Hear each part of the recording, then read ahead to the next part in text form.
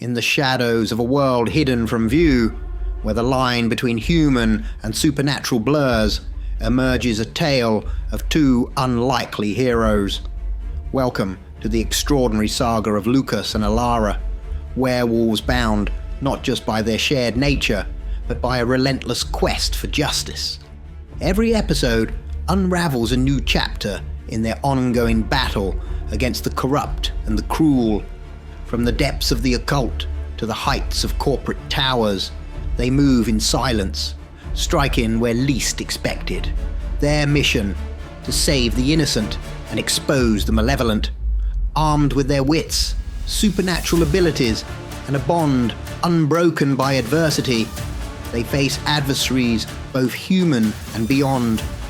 In a world where the prey can turn predator and the hunter becomes the hunted, Lucas and Elara navigate the grey areas of morality, justice, and loyalty. Join us as we delve into the heart of darkness, where danger lurks in every corner and courage is the only light. This is not just a journey through the night, it's a quest to bring balance to a world veiled in secrecy and rife with hidden threats. Get ready to enter a realm where myths come alive and heroes are born under the light of the moon. This is the world of Lucas and Elara. This is Lunar Shadows, the chronicles of Lucas and Elara.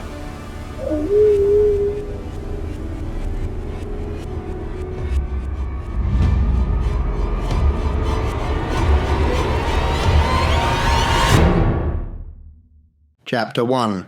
Into the Den of Shadows. In the heart of a bustling metropolis, where skyscrapers kissed the clouds and the streets hummed with ceaseless activity, Elara and Lucas embarked on their next mission.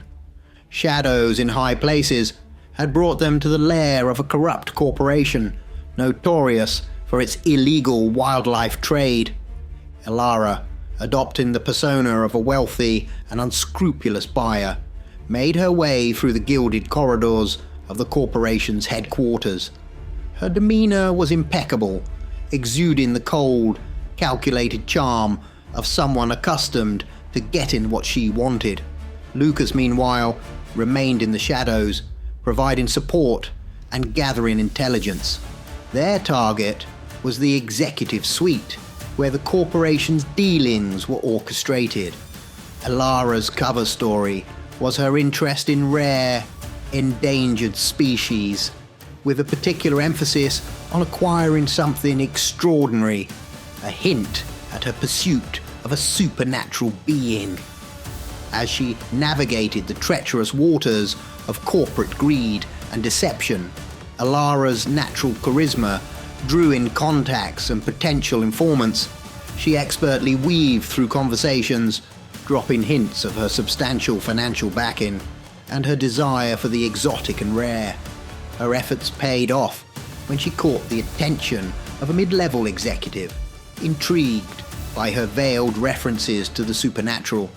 Sensing an opportunity, he cautiously offered to set up a private meeting where they could discuss her special interests in more detail. The meeting was scheduled for that evening in an upscale, discreet location known for its privacy, a favorite haunt for those in the shadows of the corporate world. Elara relayed the details to Lucas, who discreetly monitored the arrangements, ensuring no traps were being set for them. As dusk fell over the city, Elara prepared for the meeting. She chose attire that blended elegance with an air of mystery, perfectly suited for her role.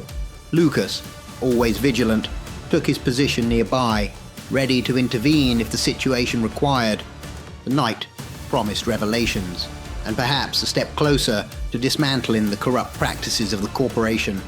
Elara, with Lucas ever watchful, was ready to delve deeper into this den of shadows, where the line between the endangered and the exploiter was perilously thin. Chapter 2. The high-stakes bluff. The meeting place was an embodiment of luxury and discretion, nestled in a quiet corner of the city. The dim lighting and plush interiors provided a perfect backdrop for covert deals. Elara, carrying the air of a seasoned buyer, entered with an aura of confidence. She was greeted by a pair of corporate representatives, their eyes gleaming with the anticipation of a lucrative transaction. As they settled into the opulent surroundings, the conversation quickly turned to business. The corporate executives presented Elara with a portfolio of rare, endangered species. Each animal was accompanied by an exorbitant price tag, figures that would make most balk. But Elara, unflinching, reviewed the information with a practiced eye. Her bluff was flawless.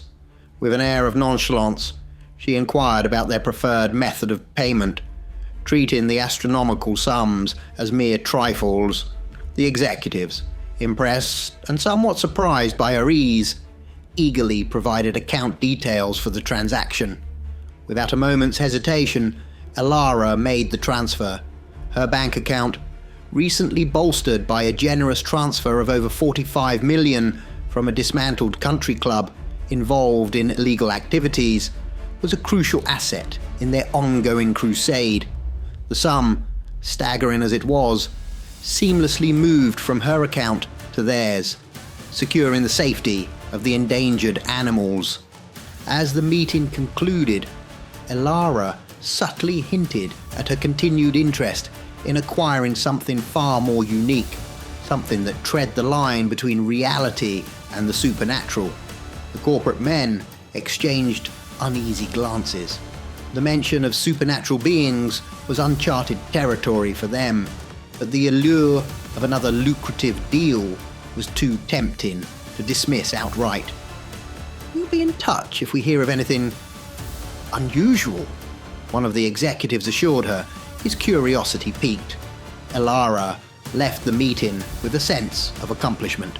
The endangered animals were now safe from the clutches of the corporation, and she had planted the seeds of intrigue for their next move.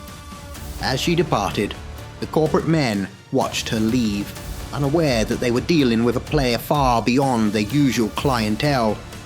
Outside, Lucas, who had been keeping a watchful eye, joined Elara.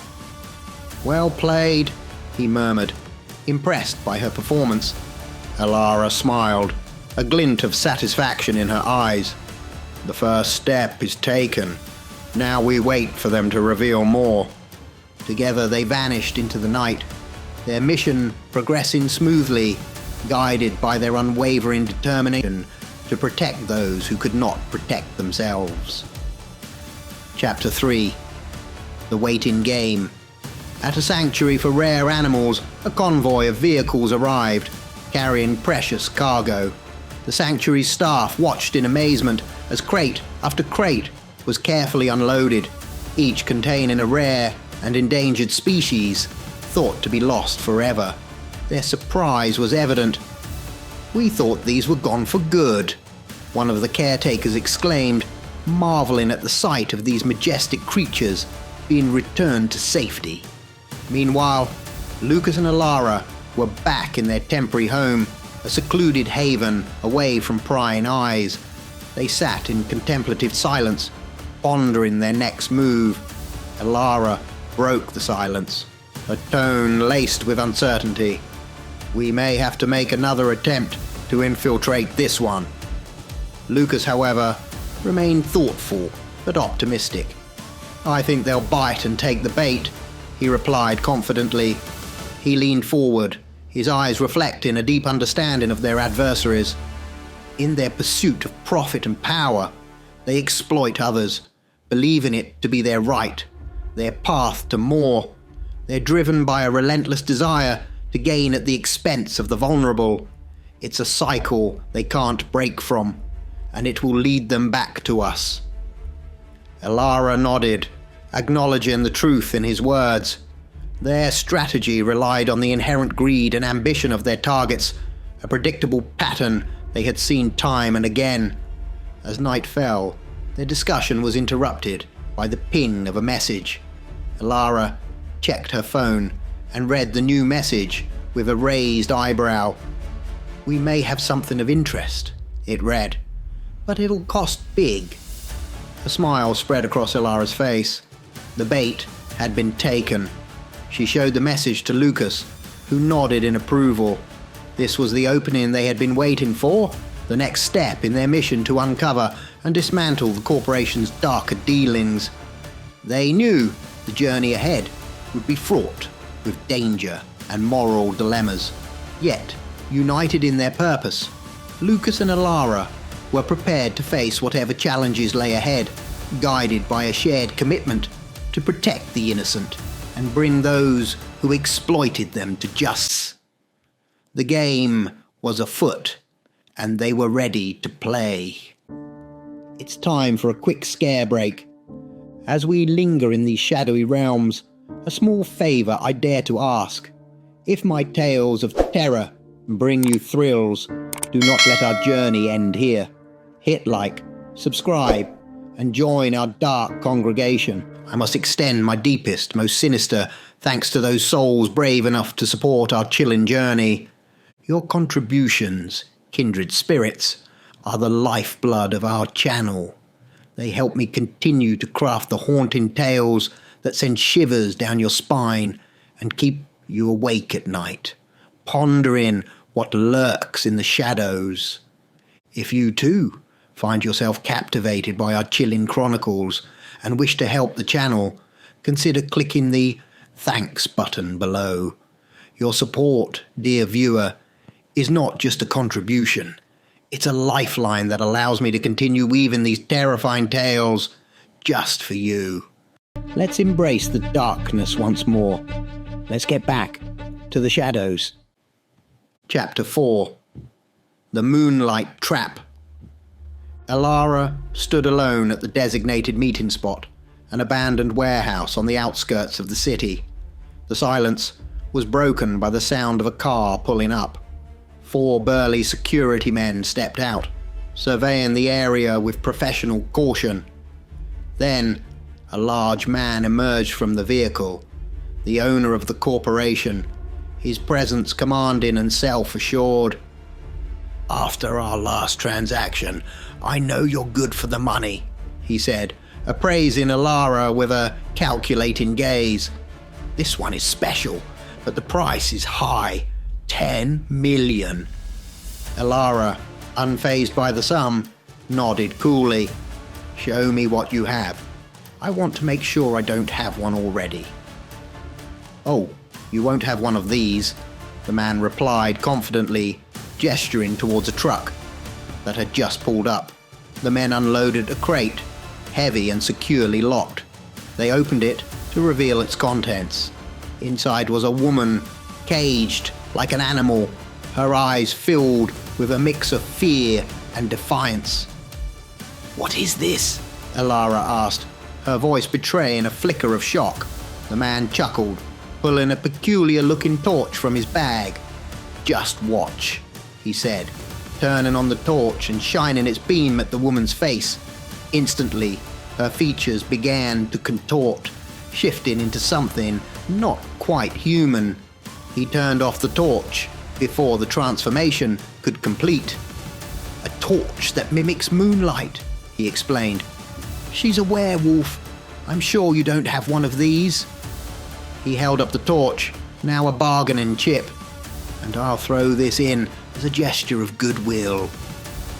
Without warning, he clicked the torch again, directing the artificial moonlight onto Elara.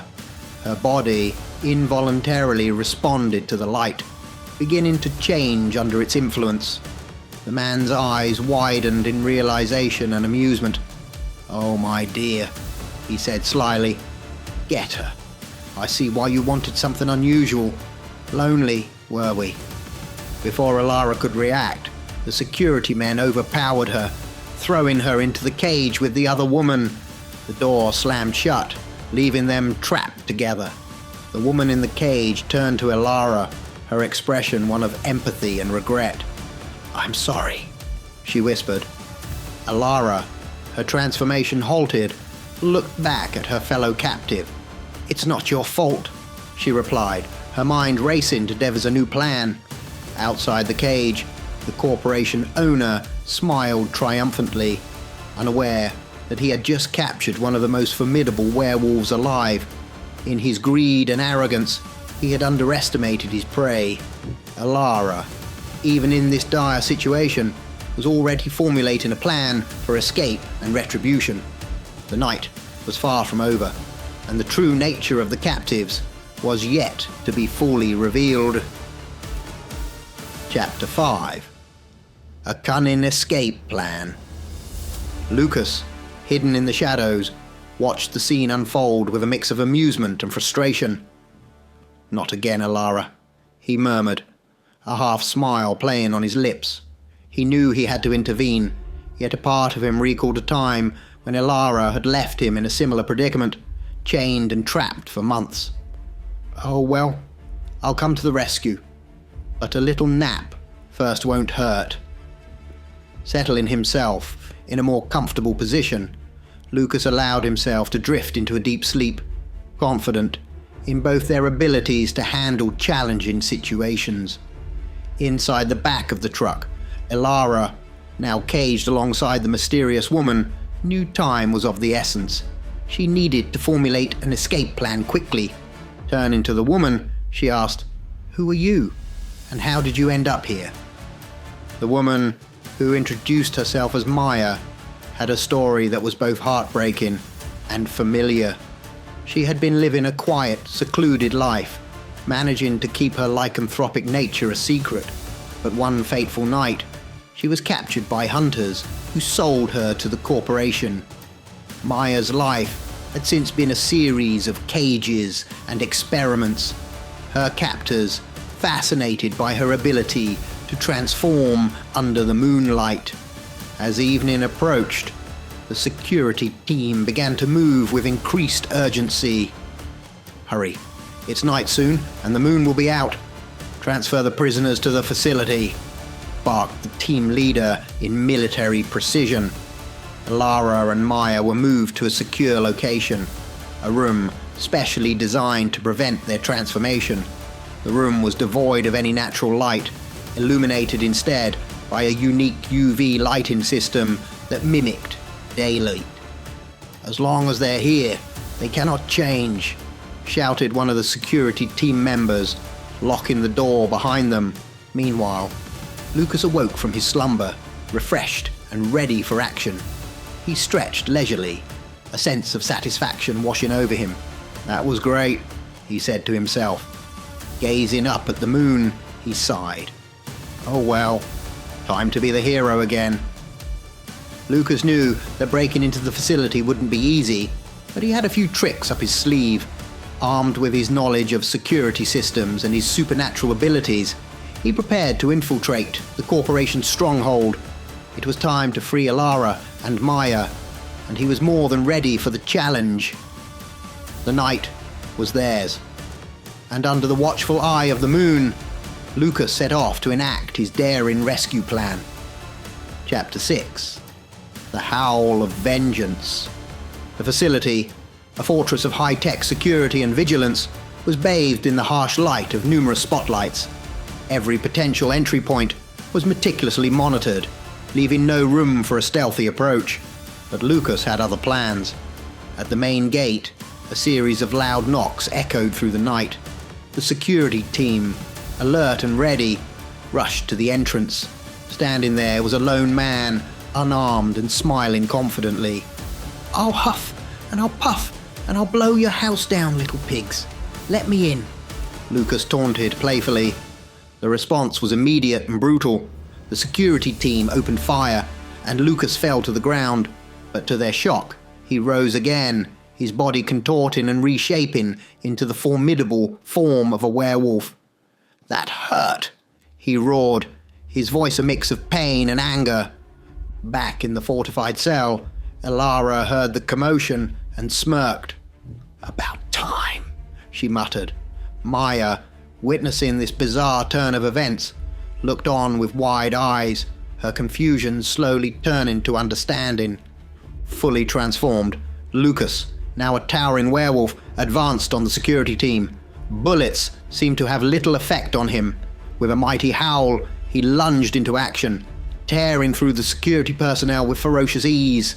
Some of the guards, overcome with fear, fled, while others stood their ground, only to meet a swift and brutal end. "He's unstoppable!" one of the security team members yelled in terror. As Lucas wreaked havoc, the cell door to Elara and Maya's cell swung open. "Wait, don't come in," Elara warned, stepping out into the corridor. Turning to Maya, she said, "Let's pay the boss man a visit." The next morning, the owner of the organization sat in his office, a picture of defeat. His once impregnable facility lay in ruins around him. On his computer screen, the balance of his accounts read 0. He had been forced to transfer everything to Elara's hidden account, his fortune now fueling their mission. Maya, now free, expressed her gratitude to Lucas and Elara. "I can't thank you enough," she said earnestly, "but before I go, there's something you should know." She told them about an orphanage that was a front for a dark network involved in child trafficking. Her information provided them with their next target, another chance to make a difference. With determined looks, Lucas and Elara prepared to embark on their new mission. The orphanage would be their next stop in their ongoing fight against the darkness that lurked in the shadows of society. Their journey was far from over, but together they were a force to be reckoned with.